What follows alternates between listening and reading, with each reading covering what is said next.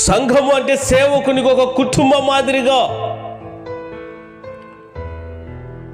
సేవకుడు ఎప్పుడు తన కుటుంబాన్ని, తన మనసులో ఉన్న ప్రేమ కుటుంబం మీద ఉన్న దానికంటే సంఘములో ఉన్న విశ్వాసుల మీదనే ఎక్కువ ప్రేమ కలిగి ఉంటాడు సేవకుడు. కుటుంబం మీద తనకున్నటువంటి బాధ్యత కంటే సంఘములో ఉన్న విశ్వాసుల మీదనే ఎక్కువ బాధ్యత కలిగి ఉంటాడు.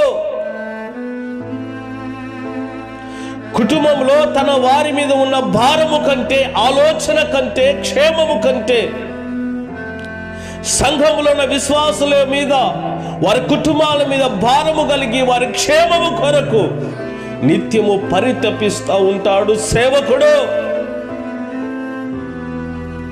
నీ మీద అలాంటి భారము కలిగి, నీ కుటుంబం మీద అలాంటి ప్రేమ కలిగి సేవకుడు ఎందుకున్నాడు అంటే, నీవిచ్చే కానుకల కోసమో, నీవిచ్చే దశమ భాగాల కోసమో, తన కడుపు నింపుకోవడం కోసమో కాదు.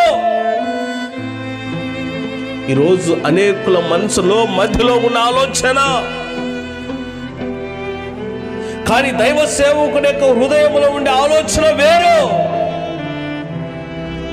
నీవు ఆత్మ సంబంధమైన మందిరం వలె కట్టబడాలి అని దైవ సేవకుడు నిత్యము తన సంఘములో ఉన్న విశ్వాసుల మీద భారము కలిగి, బాధ్యత కలిగి, ప్రేమ కలిగి, క్షేమముతో వారు నిలిచి ఉండాలని నిత్యము ప్రార్థిస్తూ ఉంటాడు దైవ సేవకుడు.